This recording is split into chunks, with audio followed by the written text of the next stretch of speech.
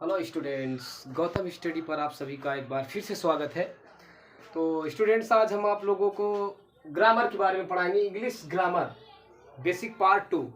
क्योंकि हमने एक पार्ट इसका रिलीज कर दिया है जो बिल्कुल एकदम कॉमन से, एकदम बेसिक क्लास से हमने स्टार्ट किया है ग्रामर का। आप इसका पिछला वीडियो देख लीजिएगा, तब ये वीडियो आपको बहुत अच्छे समझ में आएगा। ठीक है, इससे पहले हमने ग्रामर के परिभाषा, ग्रामर में वर्ड किसे कहते हैं, वर्ड किसे कहते हैं, शब्द किसे कहते हैं, ठीक है, ये सब चीज़ें हम लोग उसमें डिस्कस किए थे। कॉन्सोनेंट्स क्या होते हैं, वोवेल क्या होते हैं। तो एकदम बेसिक से क्लास लेकर हम चल रहे हैं। बहुत से छात्रों का डिमांड है, बहुत से छात्रों का डिमांड था कि सर आप ग्रामर का एक वीडियो बनाइए, हम लोगों को ग्रामर पढ़ाइए। तो हमने कहा चलिए ठीक है, सब लोगों को ग्रामर पढ़ाते हैं। तो इसी के परिप्रेक्ष्य में हम आज भाग 2 लेके आए हैं, इंग्लिश ग्रामर बेसिक भाग 2। ठीक है, तो आज हमने सेंटेंस तक आपको पढ़ा दिया था, टाइप्स ऑफ सेंटेंस के बारे में पढ़ाना था। तो आज हम लोग देखेंगे types of sentence. Types of sentence मतलब सेंटेंस, वाक्य के प्रकार, वाक्य के कितने प्रकार होते हैं, इसके बारे में आज हम लोग देखेंगे। ठीक है, तो साधारणतया, ठीक है,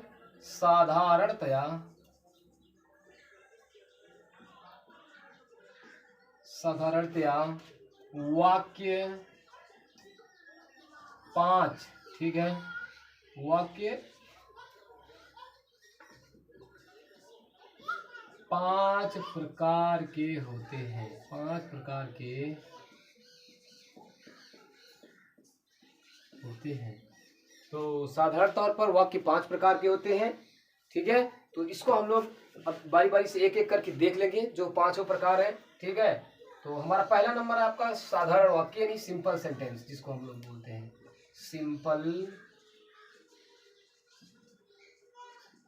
सेंटेंस। इसको हम लोग हिंदी में बोलते हैं साधारण वाक्य। ठीक है, पहला नंबर साधारण वाक्य। दूसरा नंबर आपका इंट्रोगेटिव सेंटेंस। ठीक है, दूसरा नंबर आपका आ जाएगा इंट्रोगेटिव सेंटेंस। ठीक है, इंट्रोगेटिव सेंटेंस, जिसको हम लोग बोलते हैं प्रश्नवाचक वाक्य। प्रश्नवाचक वाक्य। देखिए, जो स्टूडेंट्स बहुत कमजोर स्टूडेंट्स हैं या जिनको आता है और वो वाक्यों में कंफ्यूजन उनको रहता है, वो इस वीडियो को अच्छे से देखें और इसका नोट्स भी बना लें और इसका 2 से 3 बार रिवाइज करें, या 2 से 3 बार इस वीडियो को देखेंगे तो हमें पूरा उम्मीद होगा कि आपको ग्रामर अच्छे से समझ में आ जाएगा।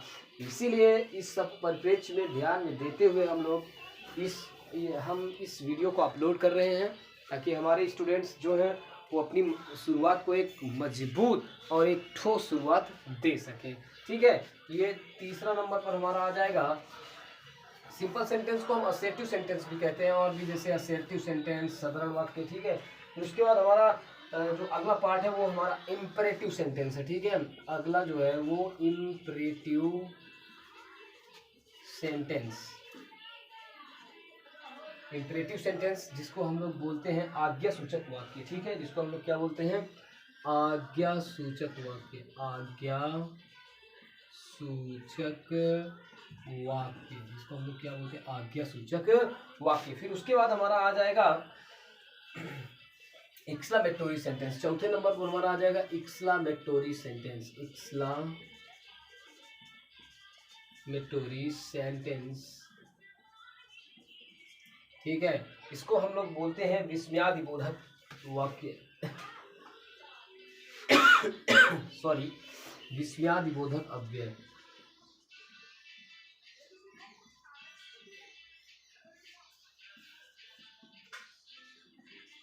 विस्मयादिबोधक वाक्य लिख दीजिए। ठीक है, विस्मयादिबोधक वाक्य।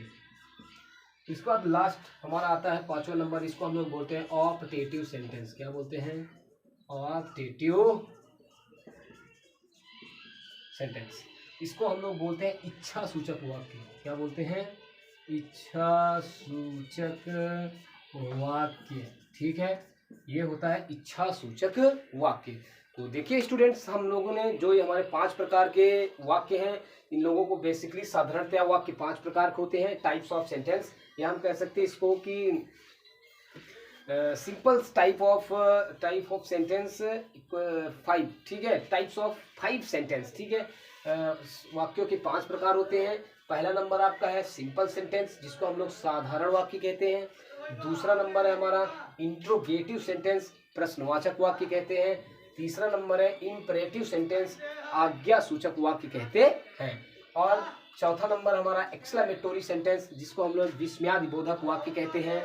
और पांचवा नंबर हमारा है ऑप्टेटिव सेंटेंस, इच्छा सूचक वाक्य। तो देखिए स्टूडेंट्स, इसका आप नोट्स बना लीजिए, ठीक है। धीरे धीरे आप नोट्स बनाते रहें। हम आपके कमेंट्स पर और आपके डिमांड्स पर लगातार इसके part by part video provide कराते रहेंगे।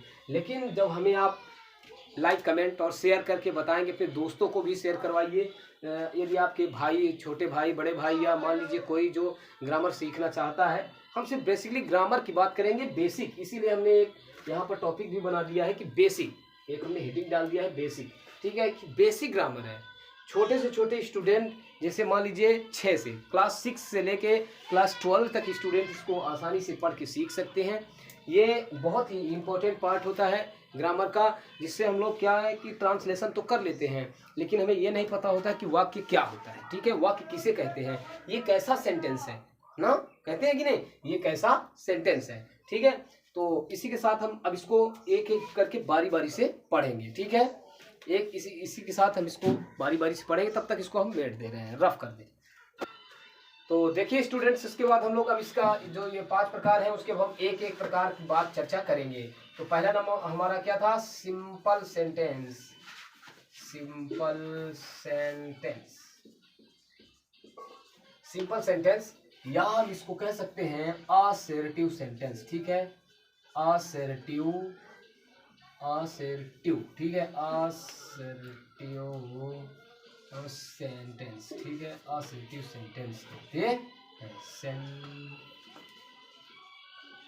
ठीक है। इसी को हम लोग हिंदी में बोलते हैं साधारण वाक्य, ठीक है, साधारण वाक्य, ठीक है। तो आइए अब हम लोग इसकी परिभाषा, ये क्या होता है, इसको कैसे कहा जाता है, इसको कैसे सीखा जाता है, आइए हम लोग इसके बारे में विस्तार से चर्चा करते हैं। तो देखिए स्टूडेंट्स, वह वाक्य, ठीक है,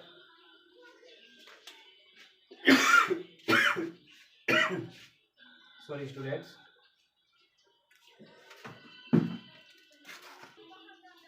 वेलकम बैक स्टूडेंट्स। थोड़ा प्रॉब्लम हो गई थी, तो इसके लिए सॉरी। तो देखिए ये वह सेंटेंस, ठीक है, यहाँ हम इसकी परिभाषा लिखते हैं, वह वाक्य, ठीक है, वह वाक्य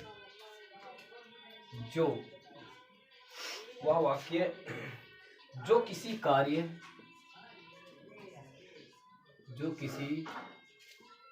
के, ठीक है, जो किसी कार्य या घटना, ठीक है, कार्य या घटना के होने या ना होने की जानकारी देता है,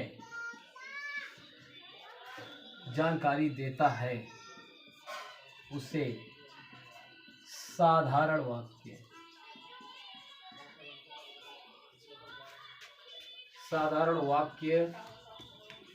ब्रैकेट के अंदर सिंपल सेंटेंस,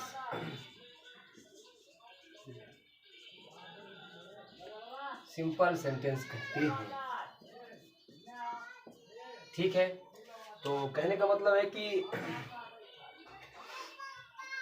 वह वाक्य, ठीक है, वह वाक्य जो किसी कार्य या घटना के होने या ना होने की जानकारी देता है, उसे साधारण वाक्य कहते हैं, ठीक है, उसे साधारण वाक्य कहते हैं, ठीक है। इतना समझ में आया कि ऐसा वाक्य, ठीक है, ऐसा वाक्य, वह वाक्य जो किसी कार्य या घटना के होने या ना होने की जानकारी देता है, उसे साधारण वाक्य कहते हैं, सिंपल सेंटेंस कहते हैं, ठीक है। इतना समझ में आया। जैसे अब इसका कुछ उदाहरण लेंगे, जैसे,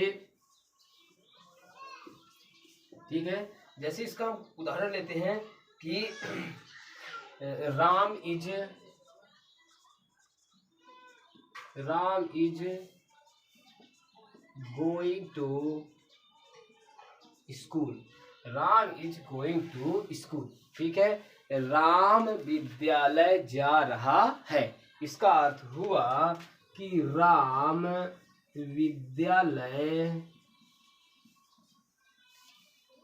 जा रहा है। राम विद्यालय जा रहा है, इसका गोइंग होना चाहिए। राम विद्यालय जा रहा है। राम विद्यालय जा रहा है। ठीक है, ठीक है स्टूडेंट्स, जैसे राम विद्यालय जा रहा है या स्कूल जा रहा है।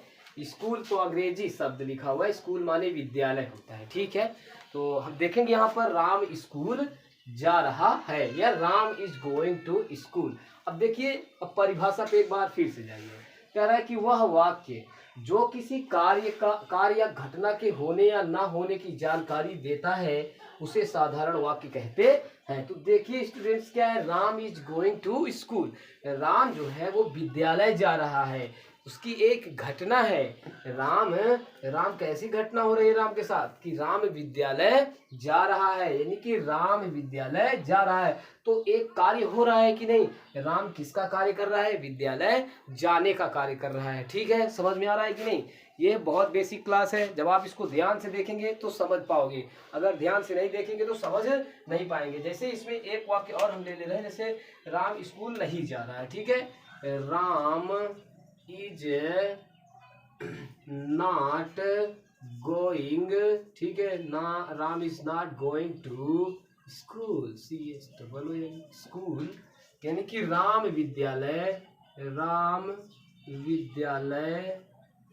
नहीं जा रहा है। तो देखिए स्टूडेंट्स, कहने का मतलब ये है कि इसमें होने या ये वाक्य में किसी कार्य या घटना के होने या ना होने की जानकारी देता है। तो देखिए यहाँ पर नहीं जा रहा है, जा भी रहा है, होने या ना होने की जानकारी देता है। इसे हम लोग क्या बोलते हैं, साधारण वाक्य कहते हैं। ठीक है, समझ में आया इतना। तो वह वाक्य जो किसी कार्य या घटना के होने या ना होने की जानकारी देता है उसे साधारण वाक्य कहते हैं। साधारण वाक्य में जैसे वह जाता है, वह खाता है, और मान लीजिए कि तुम पढ़ते हो ना, तुम विद्यालय जाते हो, आपका भाई क्रिकेट खेलता है, या हम कह रहे हैं कि बिल्ली दूध पीती है, या हम कह दें इस तरीके से कई वाक्य ऐसे हैं जिनको हम साधारणतया प्रयोग करते हैं, वो साधारण वाक्य कहलाते हैं। ठीक है, तो साधारण वाक्य के भी कई प्रकार होते हैं। तो इसको भी हम आगे की वीडियोस में पढ़ेंगे, आगे की क्लासेस में पढ़ेंगे। तो इसके बाद अब हम नेक्स्ट पार्ट को देखते हैं। ठीक है, नेक्स्ट पार्ट को देखते हैं। तो देखिए स्टूडेंट्स, अब हम उसका दूसरा सेंटेंस देखेंगे, दूसरा प्रकार देखेंगे। हमने आपको बताया कि ये 5 प्रकार के होते हैं, तो इसका हमने एक प्रकार पढ़ लिया, अब दूसरा प्रकार देखेंगे। ठीक है, दूसरा प्रकार है इंट्रोगेटिव सेंटेंस। ठीक है, इंट्रोगेटिव सेंटेंस, ठीक है, जिसको हम लोग बोलते हैं प्रश्नवाचक वाक्य। प्रश्नवाचक वाक्य, ठीक है। इस तरीके से ग्रामर शायद कोई टीचर पढ़ाएगा आप लोगों को। ठीक है, तो बहुत से बच्चों के डिमांड की वजह से हमने ऐसा वीडियो बनाना शुरू किया है। ठीक है, हम सोचते हैं कि आप लोग ग्रामर को एकदम बेसिक तौर पर जाने। तो ठीक है, अब इसकी परिभाषा हम लोग जानते हैं। ऐसा वाक्य, ठीक है, ऐसा वाक्य जिसमें प्रश्न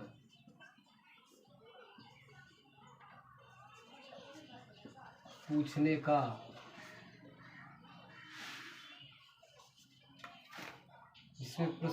का कार्य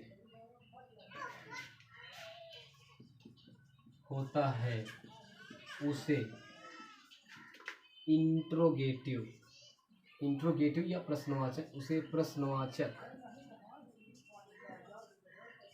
प्रश्नवाचक या इंट्रोगेटिव सेंटेंस कहते हैं। ठीक है, इंट्रोगेटिव सेंटेंस प्रश्नवाचक वाक्य ऐसा वाक्य जिसमें प्रश्न पूछने का कार्य होता है उसे प्रश्नवाचक वाक्य कहते हैं। ठीक है, उसे प्रश्नवाचक वाक्य, ठीक है, यहाँ वाक्य लिख लीजिएगा, उसे प्रश्नवाचक वाक्य इंट्रोगेटिव सेंटेंस प्रश्नवाचक वाक्य कहते हैं। ठीक है, समझ में आ रहा है कि नहीं। जैसे अगर हम इसका उदाहरण लेना चाहें तो जैसे अगर इसका हम उदाहरण लेना चाहें तो जैसे उदाहरण में अगर हम देखें, इसका एग्जाम्पल अगर हम देखें, इसको हम लोग बोलते हैं एग्जाम्पल। ठीक है, अगर इसका उस एग्जाम्पल ले तो जैसे हम कह दें कि क्या राम स्कूल जा रहा है, क्या राम स्कूल जा रहा है, क्या राम स्कूल जा रहा है। ठीक है, हम लोग इसको देखेंगे कि देखिए यहाँ पर क्या आ गया, या हम कहें कि प्रश्नवाचक वाक्य को पहचानने का एक और आसान तरीका है, उसके वाक्य के बीच में या शुरू में क्या, क्यों, कैसे, कौन, कब, कहाँ, इतने वाक्य मिले। प्रश्नवाचक वाक्य को पहचानने का एक मैं यहाँ पर थोड़ा सा शॉर्ट लिख दे रहा हूँ, उसको भी ध्यान देके आप लोग समझ लीजिए। ठीक है, जैसे अगर लिखा रहे क्या, यदि वाक्य में, ठीक है, यदि वाक्य में, ठीक है, नोट करके इसको समझ लेते हैं। ठीक है, नोट, इसको लिख लीजिएगा। ठीक है, नोट, यदि वाक्य में क्या, ठीक है, क्या, क्यों, कैसे, कब, ठीक है, क्या, क्यों, कैसे, कब, कहाँ, क्या, क्यों, कैसे, कब, कहाँ आदि। ठीक है, आदि प्रश्नवाचक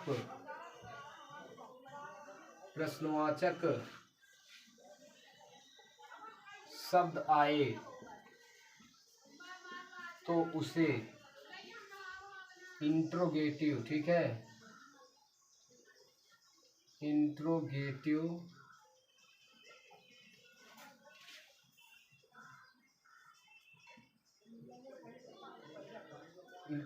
sentence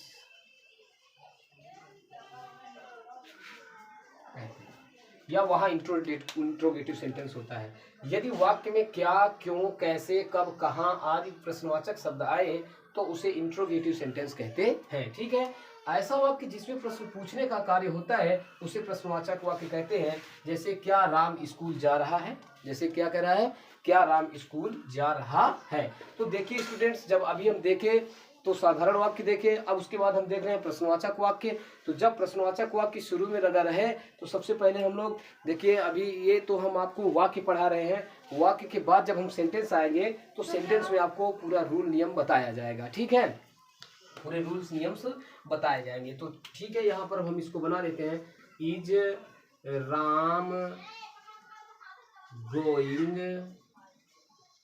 Ram going to school, is Ram going to school। ठीक है, क्या राम स्कूल जा रहा है, तो is Ram going to school। ठीक है, इस तरीके से वह कहाँ जाता है। जैसे कहाँ आ गया तो देखिए यहाँ पर हम पॉइंट कर देंगे, यहाँ पर अगर हम पॉइंट करना चाहें तो देख लीजिए यहाँ पर क्या आ गया है कि नहीं, और यहाँ पर क्या आ गया, कहाँ, यहाँ पर क्या आ गया, कहाँ आ गया कि नहीं। देखिए स्टूडेंट्स, आ गया कि नहीं, इस पे कहाँ आ गया ना। तो हमने अभी आपको बताया भी है कि प्रश्नवाचक वाक्य कैसे होते हैं। वह कहाँ जाता है तो ही। ठीक है, सबसे पहले हम लोग अगर प्रश्नवाचक वाक्य शुरू में रहता है तो इज लगा देते हैं, अगर बीच में रहे तो पहले उसी की स्पेलिंग लगा देते हैं। ठीक है, वेयर क्या लगाएंगे तो वेयर इज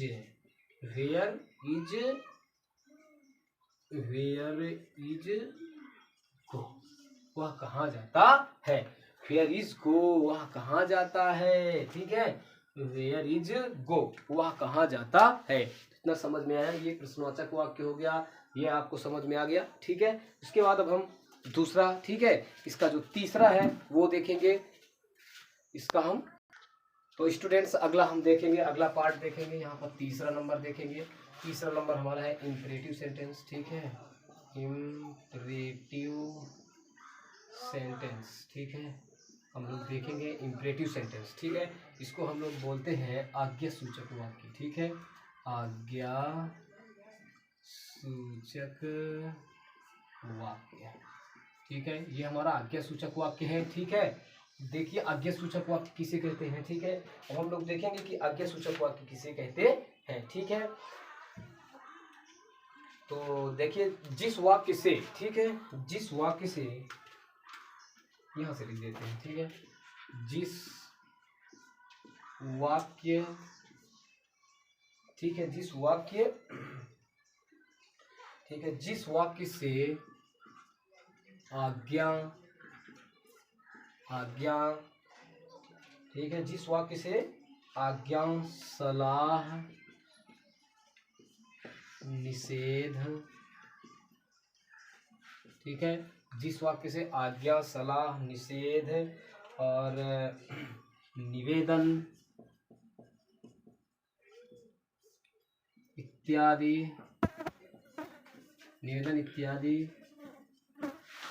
प्रकट होता है, उसे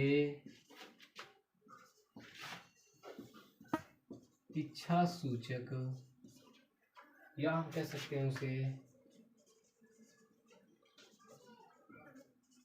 इम्परेटिव सेंटेंस कहते हैं, ठीक है स्टूडेंट्स, समझ में आया, ठीक है। प्रकट करते हैं, प्रकट होता है, उसे इच्छा सूचक होगा, ठीक है, ठीक है, आज्ञा सूचक वाक्य हो गया, ठीक है। तो देखिए जिस वाक्य से आज्ञा, सलाह, निषेध, निवेदन इत्यादि प्रकट होता है, उसे आज्ञा सूचक वाक्य कहते हैं, इम्पेरेटिव सेंटेंस कहते हैं, ठीक है।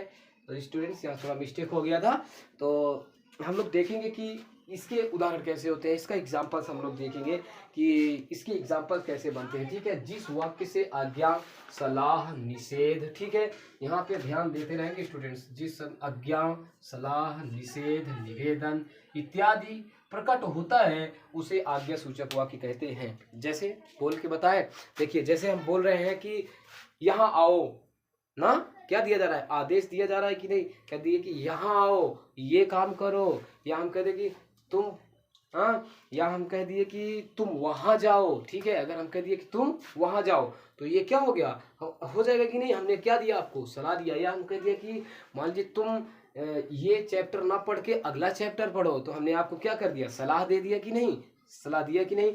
या हमने आपसे क्या कि प्लीज प्लीज ये काम मत करो, तो हम आपसे क्या किया, प्रार्थना किया, निवेदन किया कि नहीं, ठीक है। तो इस तरीके के वाक्यों को हम लोग इम्पेरेटिव सेंटेंस, आज्ञा सूचक वाक्य कहते हैं, ठीक है, आज्ञा सूचक वाक्य कहते हैं, ठीक है, आज्ञा सूचक वाक्य कहते हैं। तो इस तरीके से हम लोग इसको देखेंगे, और इसके बाद इसका उदाहरण भी अब हम लोग देखेंगे, ठीक है, इसका एग्जाम्पल देखेंगे, ठीक है। इसका एग्जाम्पल क्या होता है, या हम इसको एज मीन्स जैसे भी कर सकते हैं, लेकिन एग्जाम्पल मीन्स उदाहरण होता है, तो हम इसका उदाहरण देखेंगे, ठीक है। तो जैसे पहला नंबर हमारा है स्कूल जाओ, ठीक है। अगर हमने आपको क्या कह दिया, स्कूल जाओ, क्या कह दिया, स्कूल जाओ ना। अगर हमने आपको क्या कह दिया, स्कूल जाओ, तो आपको क्या लगेगा, आप कहेंगे कि हमें क्या कहा जा रहा है, आदेश दिया जा रहा है, किसके द्वारा, मम्मी के द्वारा या पापा के द्वारा आपको कह दिया जाता है कि ना स्कूल जाओ। तो हम स्कूल जाओ, तो हम कहेंगे गो टू स्कूल, इसका क्या कहेंगे, गो टू स्कूल, ठीक है, गो टू स्कूल, ठीक है।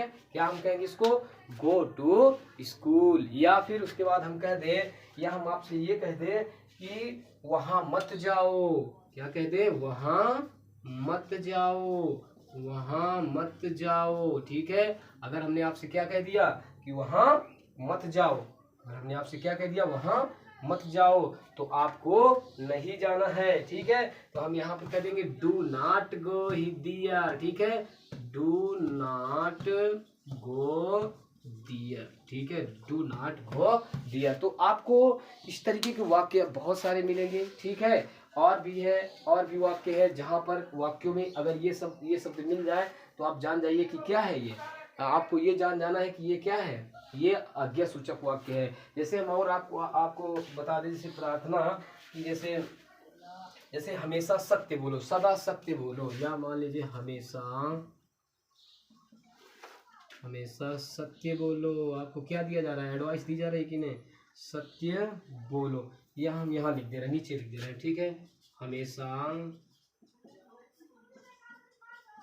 सत्य बोलो, ठीक है। अगर हम कह दिए हमेशा सत्य बोलो तो इस पे लिख दिए ऑलवेज, ऑलवेज स्पीक्स, ठीक है, स्पीक्स ट्रुथ, हमेशा सत्य बोलो, speaks truth, always speak the truth, always speak the truth.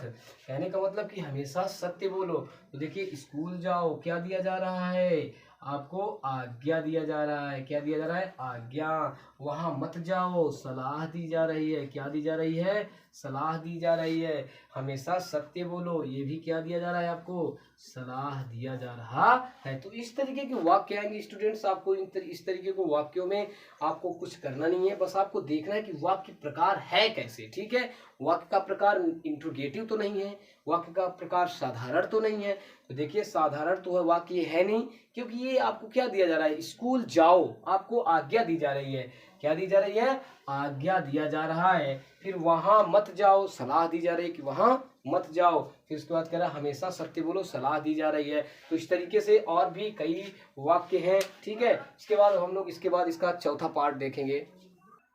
तो अगला भाग हम इसका देखेंगे स्टूडेंट्स। इसका अगला भाग जो दिया है वो है हमारा एक्सक्लामेटोरी सेंटेंस, ठीक है। चौथा नंबर आपका आ जाएगा एक्सक्लामेटोरी सेंटेंस, ठीक है, एक्सक्लामेटोरी सेंटेंस, ठीक है, एक्सक्लामेटोरी सेंटेंस, जिसको हम लोग बोलते हैं विस्मयादिबोधक वाक्य, ठीक है, ठीक है, विस्मयादिबोधक वाक्य, ठीक है, विस्मयादिबोधक वाक्य, ठीक है, विस्मयादिबोधक वाक्य। तो देखिए स्टूडेंट्स इसकी परिभाषा क्या होती है, जिन वाक्यों में, ठीक है, इसकी जो परिभाषा होती है जिन वाक्यों से, ठीक है, जिन वाक्यों में या से बात वही है। तो यहाँ हम लिखेंगे जिन वाक्यों में, ठीक है, जिन वाक्यों में, ठीक है, जिन वाक्यों में सुख, ठीक है, सुख दुख, ठीक है, सुख दुख घृणा, ठीक है, घृणा, उसके बाद प्रशंसा, ठीक है, प्रशंसा, जिन वाक्यों में सुख दुख घृणा प्रशंसा, ठीक है, इत्यादि, ठीक है, इत्यादि प्रकट हो, ठीक है, इत्यादि प्रकट होता है उसे विस्मयादिबोधक वाक्य, या हम कह दें एक्सक्लामेटोरी, ठीक है, एक्सक्लामेटोरी सेंटेंस कहते हैं, ठीक है। इसको हम क्या बोलते हैं, मतलब जिन वाक्यों में, ठीक है, जिन वाक्यों में सुख दुख घृणा प्रशंसा इत्यादि प्रकट होता है उसे विस्मयादिबोधक या एक्सक्लामेटोरी सेंटेंस कहते हैं, ठीक है। समझ में आ रहा है ना स्टूडेंट्स? अगर समझ में आए तो हमारे चैनल को लाइक और सब्सक्राइब करें और अपने दोस्तों के साथ इसको शेयर करें, ताकि जो स्टूडेंट्स ग्रामर में बिल्कुल बेसिक से उनको नॉलेज नहीं है वो बेसिक से नॉलेज प्राप्त कर लें। यदि हमारी इस वीडियो को बनाने में कोई त्रुटि होती है तो आप हमें कमेंट बॉक्स में ज़रूर बताएं, और हमारी क्लास आपको कैसी लगी इसको ज़रूर आप साझा करें हमारे साथ, ठीक है। तो अब देखते हैं, हम इसका उदाहरण देख लेते हैं कि इसका उदाहरण क्या है, एग्जाम्पल हम लोग इसका देखेंगे, ठीक है। इसका उदाहरण देखते हैं, जैसे या एज हम कह दें या एग्जाम्पल कह दें, बात एक ही है, ठीक है। तो हम बताया आपको एक एक शब्द में आपको कुछ सीखने को मिलेगा। यहाँ मैच कहे तो भी एग्जाम्पल होगा, एग्जाम्पल कहे तो भी उदाहरण होगा, या उदाहरण कहे तो भी क्या होगा, उदाहरण ही होगा, ठीक है। तो जैसे हुर्रा, ठीक है, क्या आ जाएगा, हुर्रा, हुर्रा, हम मैच जीत गए,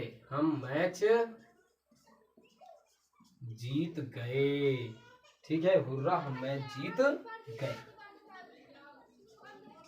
हुर्रा हम मैच जीत गए। तो जहां पर क्या आ जाए, ये देखिए स्टूडेंट्स, इसमें एक तरीके हम आपको थोड़ा सा और बता दें यहाँ पर नोट करके, ठीक है, यहाँ आप लोग नोट करके थोड़ा लिख लीजिए, ठीक है। जिन जिन वाक्यों में क्या क्या आ जाए हमने आपको बताया है कि जिन वाक्यों में क्या लगा रहे, हुर्रा, ठीक है, या हमने आपको यहाँ पर बताया है, ठीक है। वैसे नोट करने की जरूरत नहीं है क्योंकि यहाँ सुख दुख घृणा प्रशंसा, ठीक है, ये सुख दुख घृणा प्रशंसा इत्यादि आ जाए वाक्यों के अंदर। यदि भाव अगर आपको प्रकट करे कि उसमें सुख नजर आ रहा है, दुख नजर आ रहा है, प्रशंसा नजर आ रहा है, तो उसमें क्या है, विस्मय है। आदमी कहता नहीं कि विस्मय, दुख, विस्मय, हम किसी विस्मय में, किसी संशय में पड़ गए हैं, तो वही होता है हमारा एक्सक्लेमेटरी सेंटेंस, विस्मयादिबोधक अव्यय। उसके नाम से ही पता चल जाता है, ठीक है। तो हम लोग देखेंगे इसके हुर्रा के लिए हम लोग अलास लिखते हैं, ठीक है, अलास, ठीक है, अलास सी डन, ठीक है, अलास, या इसके लिए हुर्रा के लिए हम लोग हुर्रा लिखेंगे, ठीक है, HURRA, hurrah,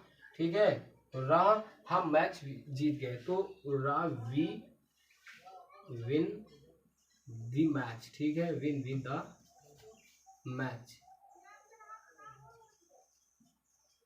we win the match, ठीक है। तो यहाँ पर वी विन नहीं लगाया, जीत गए, यहाँ पर थोड़ा सेंटेंस थोड़ा वो वॉन लिख देंगे, मतलब सेकेंड फॉर्म का प्रयोग कर देंगे इसमें। तो हम लोग पढ़ेंगे तो कैसे सेकेंड फॉर्म का प्रयोग होता है ये भी बताएंगे आपको, ठीक है।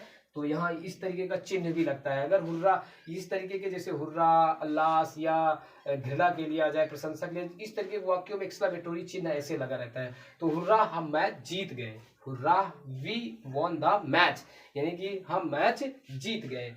कि अफसोस वह मर गया, एक और वाक्य ले लेते हैं, अफसोस, अफसोस वह मर गया, अफसोस वह मर गया, ठीक है। तो इसके लिए भी हम लोग क्या करेंगे, या ऐसे ही लगा दो, ठीक है, उस अफसोस वह मर गया, यहाँ पर आपको एक्सक्लेमेटरी चिन्ह लगाना है, ठीक है। अफसोस, तो अफसोस के लिए हम लोग अलास लिखते हैं, अलास ही डाइड, ठीक है, alas he died, died, alas he died, alas he died, अफसोस वह मर गया। तो देखिए यहाँ दुख प्रकट हो रहा है कि नहीं, यहाँ पर दुख प्रकट हो रहा है, यहाँ खुशी प्रकट हो रही है, यहाँ पर क्या प्रकट हो रही है, खुशी, या हम कहें तो सुख, और यहाँ पर खुशी प्रकट हो रही है, ठीक है। यहाँ पर क्या प्रकट हो रही है, खुशी, यहाँ पर खुशी प्रकट हो रही है, यहाँ पर दुख प्रकट हो रहा है, ठीक है। और इसी तरीके से अगर हम एक एग्जांपल और ले लें कि दिन कितना सुंदर है, ठीक है, दिन कितना सुंदर है, दिन कितना सुंदर है, दिन कितना सुंदर है, ठीक है, दिन कितना सुंदर है। तो इसके लिए भी हम बना सकते हैं, इसके लिए हम how fine the day is, how fine the day is, इसको हम बना सकते हैं how fine the day is, ठीक है, इसको हम बना सकते हैं how fine the day is, ठीक है। तो हम लोग इस तरीके से वाक्यों को अच्छे से पढ़ेंगे और इसको हम अच्छे से जानेंगे, ठीक है। तो यहाँ पर भी, यहाँ पर क्या लग रहा है, यहाँ पर आश्चर्य लग रहा है कि नहीं, स्टूडेंट्स बताइए, आश्चर्य लगा कि नहीं, कितना अच्छा दिन है, आश्चर्य की बात हो रही है। हमने आपको बताया है कि यहाँ पर क्या हो जाए, आश्चर्य, प्रशंसा, घृणा, ठीक है, इस तरीके के अगर वाक्य आते हैं तो उसमें क्या होता है, उसमें होता है एक्सक्लेमेटरी सेंटेंस, ठीक है। तो आइए चलते हैं हम अगला इसका भाग देखते हैं, ठीक है। अब देखेंगे हम इसका 5वां नंबर, ठीक है, 5वां नंबर देखते हैं कि कैसा, कौन सा सेंटेंस होता है। तो देखिए स्टूडेंट्स, अब हम लोग इसका 5वां प्रकार पढ़ेंगे, ये ऑप्टेटिव सेंटेंस, इच्छा सूचक वाक्य, ठीक है। अब हम लोग इसको देखेंगे, ये हमारा है ऑप्टेटिव सेंटेंस, ठीक है। ये देखिए 5वां नंबर ऑप्टेटिव सेंटेंस, ठीक है, ऑप्टेटिव सेंटेंस, इसको हम लोग बोलते हैं इच्छा सूचक वाक्य, इसको क्या बोलते हैं, इच्छा सूचक वाक्य। तो इसकी परिभाषा हम लोग जिन वाक्यों में, ठीक है, जिन वाक्यों में,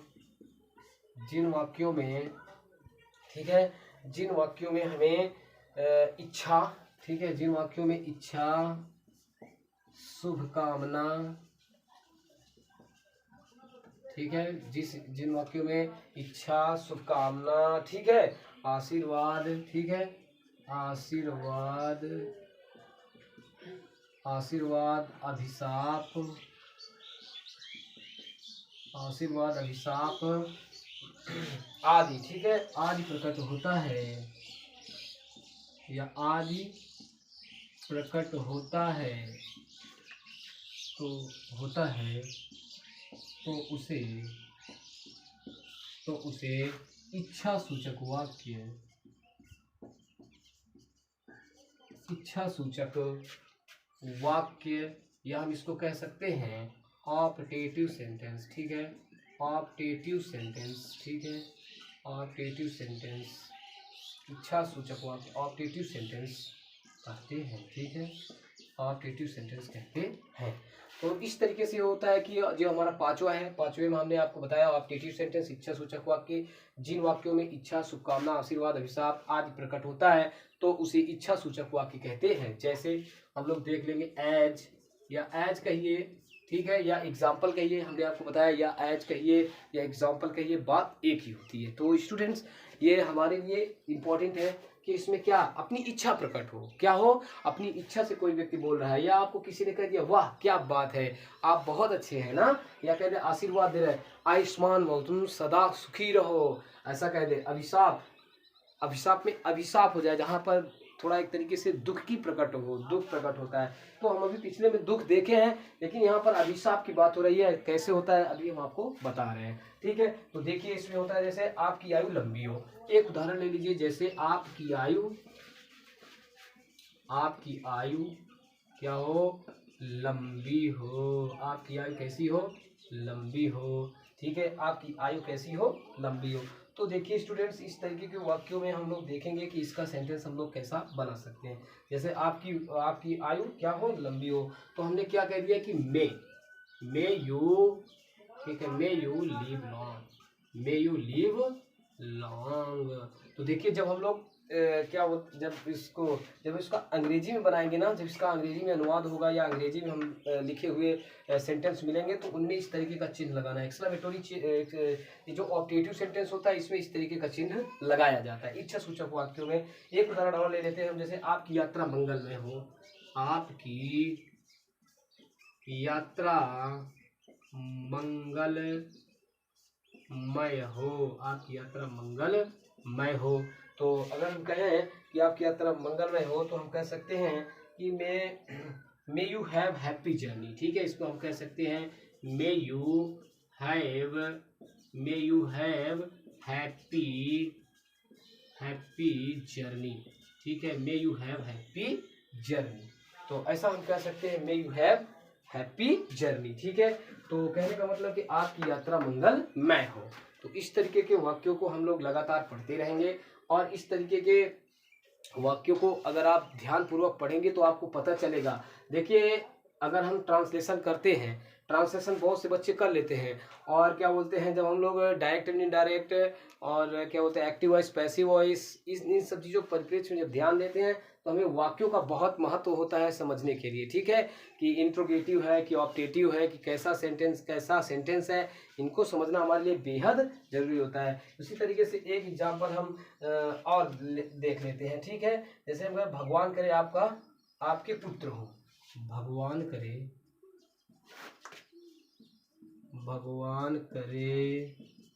आपको पुत्र हो, ठीक है, भगवान करे आपको पुत्र हो या पुत्री हो, ठीक है, पुत्री यहाँ लिख दीजिए, या पुत्र या पुत्री हो, ठीक है, कुछ भी हो सकता है। देखिए स्टूडेंट्स पुत्र या पुत्री बात एक है, ठीक है, क्योंकि लड़का लड़की एक समान, पढ़े लिखे हम बने महान, ठीक है। तो देख लेते हैं हम लोग इसको कैसे बनाते हैं, ठीक है। गॉड ब्लेस यू विथ, ठीक है, इसके लिए हम कह सकते हैं कि मे यू गॉड विथ सन और डॉटर,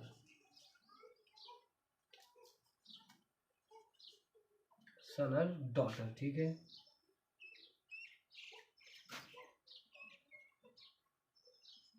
तो इस तरीके से स्टूडेंट्स हम इसको अब आप लोगों के साथ God bless you with his son, ठीक है, गॉड ब्लेस यहाँ आएगा, ठीक है, God bless, may you God bless son or daughter, ठीक है, daughter,